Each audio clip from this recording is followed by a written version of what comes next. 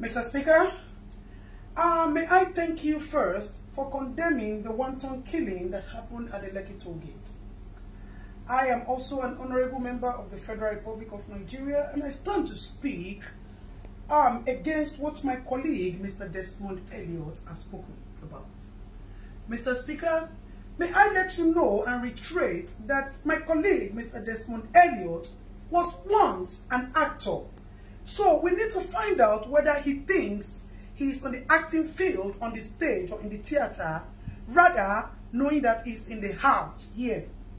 May I let you know that, Mr. Speaker, that my colleague, Mr. Desmond Elliot, talking about the social media today, is also a celebrity who have used his acclaimed status to drive his ambition to the national, to the house, and he did a lot of campaigns and people supported him.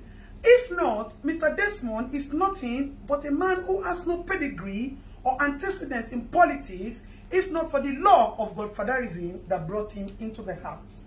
So for such people, it is expected that they betrayed your loyalty that has been vested in them and the trust to come to the house and defend the fellow youth.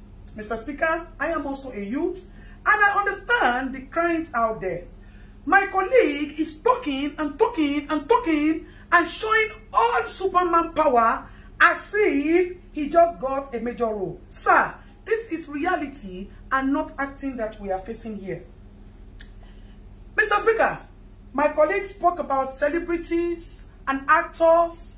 May I let you know that these people or this social media that my colleague is talking about is the new judiciary system of the Federal Republic of Nigeria. This is where matters are being deliberated and attention is being gotten to our little problem, since the local government as an angle of the government is not functioning and has not been functioning. So an average Nigerian citizen do not have access to reach his leaders to express his problems and get immediate attention. Mr. Speaker, like my colleague said, in the next 5 years, if we continue to look at Nigeria, there will be no Nigeria today, because you politicians would have looted all the funds in the system, and the children will have nothing. And we will not wait until the next 5 years for us to speak out. That is why we are running the era of Sorosoke. We are no longer keeping quiet for you unscrupulous, men without integrity, unidentified, physically identified looters. May I put my words clearly, Mr. Speaker? Because our politicians have turned to broad daylight looters. They have turned to broad daylight robbers. They have turned to broad daylight liars who have no integrity, like my fellow colleague, Mr. Desmond Elliot. And I am suggesting that we look for the nearest psychiatric hospital to check my colleague in for immediate attention, as we do not intend to lose him to some of the people who have died in the Lekki toll massacre. Let me thank you for your intervention. Mr. Speaker, may I also plead with you that the issue of the Oba of Lagos is so alarming and shameful to us as youth. Àwọn Yorùbá ní pé tí ọwọ́ ẹni ò bá ti tẹ́kù ìdàsà, a kì í bèrè ikú tó pa bàbá ẹni. The act of Oba of Lagos has shown that there needs to be proper investigation to his character and person and how he relates with people in his area. The office of the Oba is supposed to consult with the oracles and our ancestors when there are troubles in the land, so we can provide solution. Rather, the office of the Oba has turned into a storage of dollars and palliatives, and that needs to be questioned and properly investigated, sir. May I also plead with you, Mr. Speaker, that you should look into the bills that are being presented to you and be sure that you are defending and supporting the interests of the youth. Our politicians have turned into nothing but animals who worship nothing but money. May I also bring to your notice, Mr. Speaker, that there is a fellow member of the government as well who kept some palliatives in his house and decided to share it on his birthday. My people will say, Olori Buruku Nyewasa, with all due permission and respect, Ashiere Ole, and then it is nothing but an action of greed. Mr. Speaker, my fellow colleague is addressing we youths as common children. That's one then we're bad, then we're wrong. We the youth that we as is talking about are the people like us who say we die here or Nigeria gets better. Because we want a good Nigeria and a new Nigeria for our children. May I also let you know, Mr. Speaker, that our interrupted process at the Lekki Toll Gate is supposed to be a kitchen garden where we wanted to cook soup for our future generation to eat. We just put the firewood on the fire and the pot. We have not put the pepper, we have not put the beef, the seasoning, and the onions and the oil to taste so that we can build a new Nigeria for our children. And our children will be the ones to eat the soup. We are not greedy, Mr. Speaker. We are just a generation who does not take nonsense. And we are just a generation who want a new Nigeria. Nigeria has been pregnant for years of corruption, of years of inhumanity, of years of insane leaders, of years of lies and deceit, of years of looting and bad governance, bad road, bad hospital, bad police system. And we thought that if we conduct a cesarean section for this pregnancy, we'll be able to bring out all these and give birth to a new Nigeria.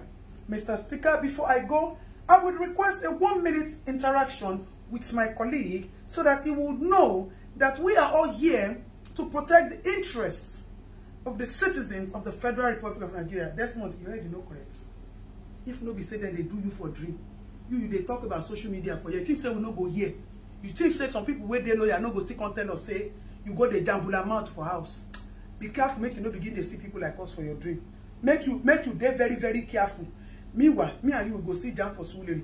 Make I face, make I tell you, not the way if you do me. But Dabi Amila, Oga, na my baboko. So you know go there, anything will happen to me. You see, say confidence me pogo. Mr. Speaker, thank you very much, sir, for your little 1-minute time.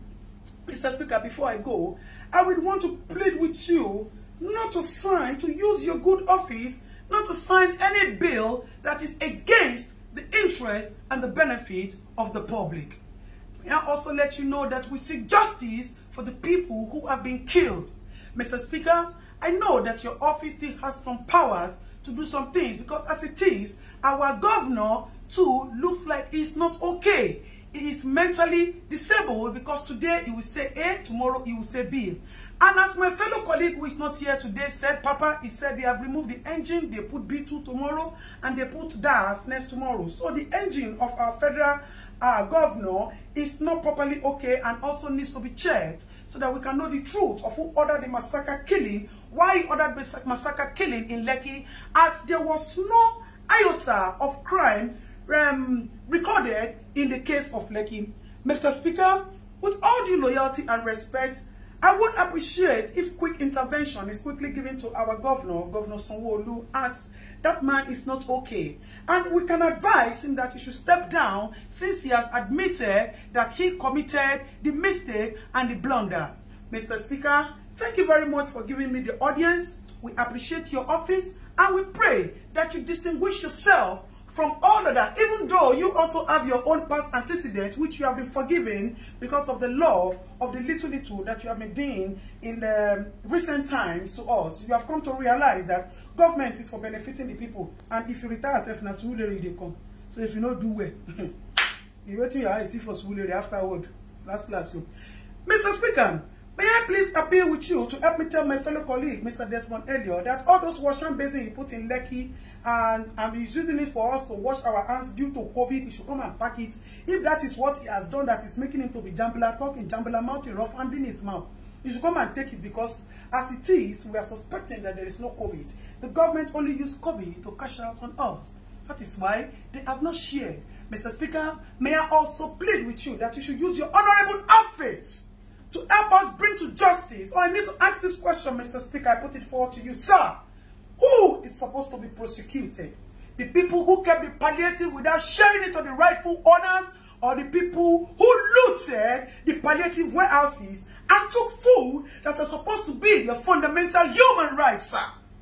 You see, when we say that there's injustice in the land, that is why we will not stop at using the social media to push for all the attention, all the justice that we need to get. Mr. Speaker, thank you for the time out. May I further reiterate that Mr. Desmond Elliot, according to Davido, one of the youth, has said that all the memories, the fake memories of acting that you brought to us, we have forgotten about it and you have been jeopardized with this single act of yours. So if you would tell Mr. Desmond Elliot to please check himself into the nearest psychiatric hospital, it will be very good, sir.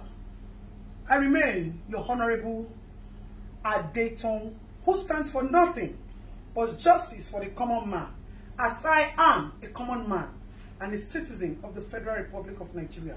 So help me God, sir.